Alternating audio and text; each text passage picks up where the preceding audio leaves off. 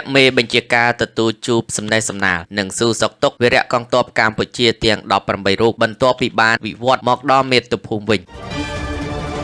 នាយឧត្តមសេនីយ៍វង្សពិសេសអគ្គមេបញ្ជាការនៃកងយុទ្ធពលខេមរភូមិន្ទបានទទួលជួបសម្ដែងសម្ដាលនិងស៊ូសុកទុកវីរៈកងទ័ពកម្ពុជាទាំង18រូបដែលបាននិវត្តមកដល់មាតុភូមិប្រទេសវិញបន្ទាប់ពីជាប់នៅប្រទេសថៃអស់រយៈពេល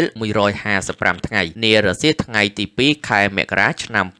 2026នៅអគ្គបញ្ជាការដ្ឋានជាកិច្ចចាប់ផ្ដើមនាយឧត្តមសេនីយ៍វង្សពិសេសបានអបអរសាទរចំពោះការវិលត្រឡប់មកវិញរបស់វីរៈកងទ័ពទាំង18រូបដែលអគ្គបញ្ជាការមានការយកចិត្តទុកដាក់និងការអបអរសាទរវីរៈកងទ័ពដែលបានមកជួបជុំជាមួយនឹងក្រុមគ្រួសារវិញអគ្គមេបញ្ជាការបានផ្ដាំផ្ញើពីការយកចិត្តទុកដាក់របស់ថ្នាក់ដឹកនាំមានព្រះមហាក្សត្រព្រឹទ្ធសភារាជរដ្ឋាភិបាលកងកម្លាំងប្រដាប់អាវុធនិងក្រសួងនានាក៏ដូចជាមហាជននិងប្រជាជនចំពោះវីរៈកងទ័ពកម្ពុជាទាំង18រូបដែលត្រូវបានជាប់នៅក្នុងប្រទេសថៃមិនទាន់បានដោះលែងមកវិញជាការព្រួយបារម្ភជាការយកចិត្តទុកដាក់ជាច្រើននិងរងចាំរហូតដល់បច្ចុប្បន្នរយៈពេល